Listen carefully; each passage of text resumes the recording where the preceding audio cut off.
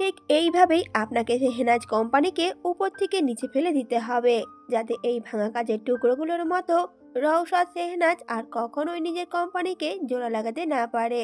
Company যেন একদম পথে বসে যায়। এএমডির কথা শুনে স্টোন বলে ওঠে, চিন্তা করবেন না স্যার, আপনি যা বলবেন আমি তাই করব। কথাটা বলেই মিস্টার স্টোন টাকার সুটকেস হাতে তুলে নেয়। পরের দিন। হোয়াট? এতগুলো লস কিভাবে হলো কোম্পানিতে? কথাগুলো রওশাদ রেগে নিজের কেবিনে টেবিলের উপর হাত মুষ্টিবদ্ধ করে খুব জোরে শব্দ করে জিজ্ঞেস করে ওঠে মিস্টার স্টোনকে। পুরো পরিবেশটা থমথমে হয়ে আছে। রওশাদকে রেগে যেতে দেখে মিস্টার স্টোন ভয়ে ঢোক গিলে তুতলিয়ে বলে উঠল, স্যার, আমি বলছি সব কিছু, আপনি একটু শান্ত হন।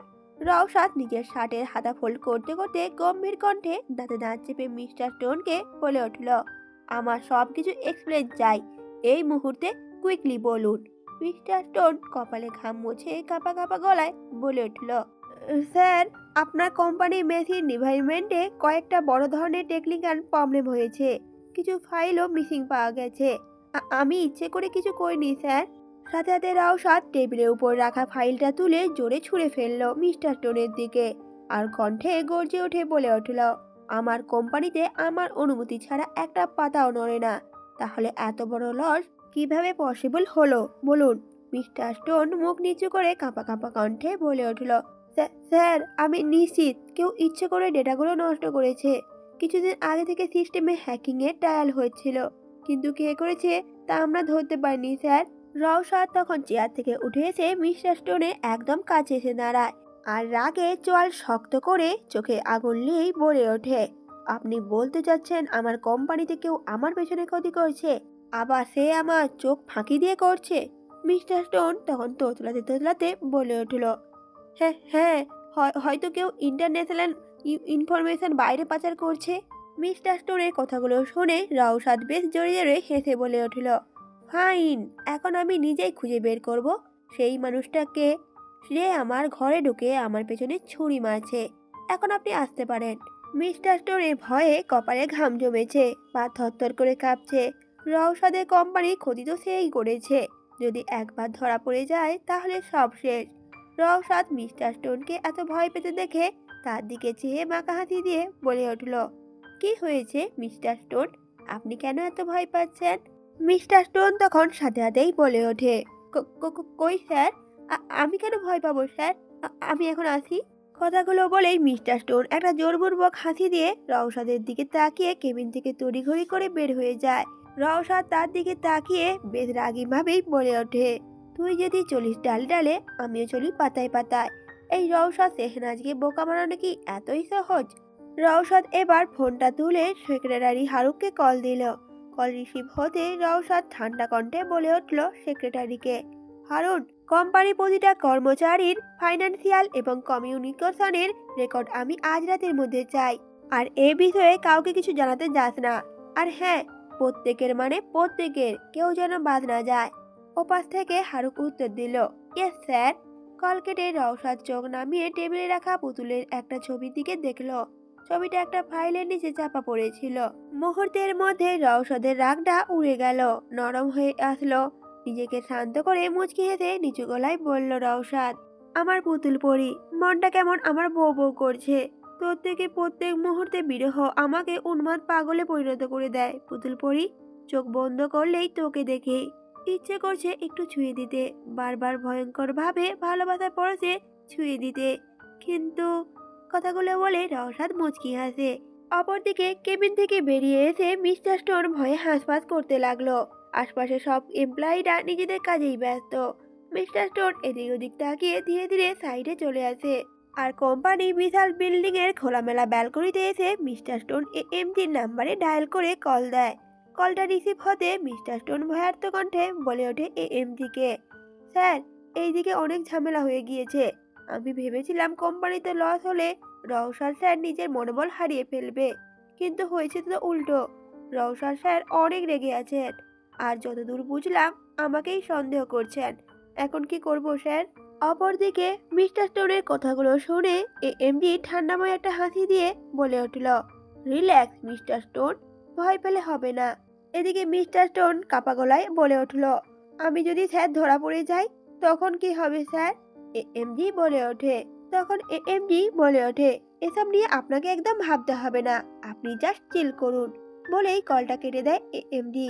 তবে এএমডি এর কথা শুনে মিস্টার টনির ভিতরে আরো ভয় হানা দেয়। কিছুতেই নিজেকে শান্ত করতে পারছে না সে। ড্রয়িং রুমের বড় কর্নারে সেজেল এবং পুতুল বসে আছে দুজনে। মেঝের ওপর সাদা কার্পেট ছড়িয়ে আছে। পুতুল সামনের কাগজে রঙের লাল নীল হলুদ মিশিয়ে কিছু আঁকছে, আর সেজেল পাশে বসে আছে। পুতুল পাশের কাগজে নিজের পছন্দের ছবি আঁকছে। তবে মাঝে মাঝে ছবিটার দিকে তাকিয়ে পুতুল মুচকি মুচকি হাসছে। পুতুল পুরোপুরি ছবি আঁকায় ডুবে আছে, অন্য কোথাও দিকে মন নেই তার। রওশাদ সেজেলকে পুতুলের সাথে থাকতে বলেছিল, কারণ রওশাদে আসতে দেরি হবে। এমন সময় রওশাদ নিজের গলার টাই ঢিলে করতে করতে বাড়িতে প্রবেশ করে। বাড়িতে ঢুকে রওশাদ দুজনকে মেঝেতে বসে থাকতে দেখে মুচকি হাসে। সেজেল একবার রওশাদের দিকে তাকালেও পুতুলের সেদিকে খেয়াল নেই, সে তো ব্যস্ত নিজের ছবি আঁকাতে। রওশাদ সেজেলকে ইশারা দিয়ে চলে যাওয়ার জন্য বলে ওঠে, তবে সেজেল রওশাদের দিকে তাকিয়ে বিরক্তি নিয়ে মাথা নাড়িয়ে না জানায়। রওশাদ এবার দাঁত কিরমির করে তাকায় সেজেলের দিকে, কিন্তু সেজেলেতে ভয় পায় না। এবার রওশাদ নিজের ক্রেডিট কার্ড বের করে সেজেলের সামনে ধরে। ক্রেডিট কার্ড দেখে সেজেলের চোখ চকচক করে ওঠে। তারপর রওশাদের থেকে ক্রেডিট কার্ডটা ছো মেরে নিয়ে নেয়, আর নাচতে নাচতে সেখান থেকে চলে যায়। রওশাদ আস্তে আস্তে পুতুলের সামনে বসে যায়। পুতুল তো তখন আপন মনে ছবি আঁকায় ব্যস্ত, সারা মুখে হাতে রঙে ভর্তি হয়ে আছে। রওশাদ তখন পুতুলকে মৃদু স্বরে বলে উঠল, পুতুল পড়ি। পুতুল তখন মুখ তুলে তাকিয়ে রওশাদের দিকে তাকিয়ে মুখ ভেঙচি দিয়ে বলে উঠল, আমি তোমার সাথে কথা বলবো না, তুমি পচা। রওশাদ ভ্রুকুচকে জিজ্ঞেস করে ওঠে সাথে সাথে, কেন? আমি আবার কি করলাম? পুতুল তখন অভিমানী স্বরে বলে উঠল, তুমি আমাকে জোর করে ডাক্তার দেখিয়েছো, আবার বলেছিলে আমাকে ছেড়ে নাকি যাবে না, সেহেতু তুমি আমাকে ছেড়ে চলে গিয়েছো। তাই তুমি একটা পচা পুতুল। হুম, আমি কথা বলবো না তোমার সাথে। রওশাদ এবার হাসতে লাগলো ঠোঁট বাঁকিয়ে, মাথা নিচু করে পুতুলের দিকে তাকায়। পুতুল তখন সাথে সাথে নিজের মুখ বাঁকিয়ে নেয়। রওশাদ তখন পুতুলের চিবুক ধরে আবারও নিজের কাছে ফেরায়। পুতুলের গোলগাল মুখটা আলুর মতো ফুলে আছে, তা দেখে রওশাদ জোরে জোরে হাসতে থাকে। পুতুল এবার রাগে ফুলে ওঠে আরো, উঠে দাঁড়িয়ে কটমট করে বলে উঠল, তুমি তুমি খুব পচা পচা পচা, আমি আর কথা বলবো না তোমার সাথে। বলেই পুতুল চলে যেতে গেলে পিছন থেকে রওশাদ একটা হ্যাঁচকা টান দিয়ে পুতুলকে নিজের কোলে বসিয়ে নেয়। মেঝেতে বসে আছে রওশাদ, রওশাদের কোলে পুতুল বসে আছে, আর বসে বসে রওশাদকে ঠেলছে যাতে উঠতে পারে। কিন্তু রওশাদ তো পুতুলকে ছাড়ছে না, বরং পুতুলকে আরো শক্ত করে জড়িয়ে ধরে আষ্টি ফিষ্টে মিশিয়ে নিচ্ছে নিজের সাথে। রওশাদ এবার বলে উঠল, আমাকে একটা কিস দে। পুতুল তখন নাক মুখ কুঁচকে বলে উঠল, একদমই না, আমি পচা মানুষকে কখনোই কিসি দেব না। রওশাদ তখন বলে উঠল, ঠিক আছে, তাহলে আমি আরো একটা বিয়ে করে নতুন একটা পুতুল পরিয়ে আনবো, আর এবার থেকে তার থেকেই কিসি নেব, তোর থেকে আর কিসি নেব না। কথাটা বলেই রওশাদ উঠে চলে যেতে গেলে পুতুল জোরে চিল্লিয়ে কেঁদে ওঠে, হাত পা ছড়িয়ে রাগে আশেপাশে রং তুলি সব কাগজপত্র ছুঁড়ে ফেলতে থাকে। তা দেখে রওশাদ তড়িঘড়ি করে ছুটে এসে পুতুলকে থামিয়ে বলে ওঠে, আরে আরে আমি তো মজা করছিলাম, তুই এত রেগে যাচ্ছিস কেন? পুতুল তখন এলোপাতাড়ি রওশাদের বুকে কিল ঘুষি মারতেই থাকে। রওশাদ হাসতে হাসতে পুতুলের হাত ধরে আটকানোর চেষ্টা করে বলে উঠল, আরে থাম থাম, আমি তো মজা করেছি, আমি কি তোর জায়গায় অন্য কাউকে দিতে পারি বল? রওশাদের কথা শুনে পুতুল কাঁদতে কাঁদতে রওশাদকে জড়িয়ে ধরে। রওশাদও পুতুলের মাথায় হাত বুলিয়ে দিতে দিতে সান্ত্বনা স্বরে বলে উঠল, পাগলি মেয়ে, আমি কি কখনো তোকে ছেড়ে যেতে পারি বল? আমি কখনোই তোকে ছেড়ে যাব না। যদি তুই কখনো আমাকে ছেড়ে যেতে চাস তাহলেও আমি তোকে ছাড়বো না, নিজের থেকে কখনোই তোকে আলাদা হতে দেব না। পুতুল এবার শান্ত হয়ে রওশাদের বুকে মুখ লুকিয়ে শুয়ে থাকে। কাঁদতে কাঁদতে পুতুলের নাক দিয়ে জল ঝরছে। পুতুল কোনো কিছু না ভেবে রওশাদের ছাটে নাক মুখ মুছিয়ে নেয়। রওশাদ হতবাক হয়ে তাকিয়ে থাকে সেদিকে। রওশাদের তাকানো দেখে পুতুল খিলখিল করে হেসে ওঠে। পুতুলের হাসি দেখে রওশাদ নিজের কপালে হাত দিয়ে আফসোসের স্বরে বলে ওঠে, এই বয়সে কোথায় আমি নিজের বাচ্চা কাচ্চা সামলাবো, তা না বরং আমাকে বাচ্চা বউকেই সামলাতে হচ্ছে, হায় রে কপাল। অপরদিকে সেজেল হাত ভর্তি শপিং ব্যাগ নিয়ে মনের আনন্দের রাস্তা দিয়ে হেঁটে চলেছে। রওশাদের ক্রেডিট কার্ডের টাকা দিয়ে এসব শপিং করেছে।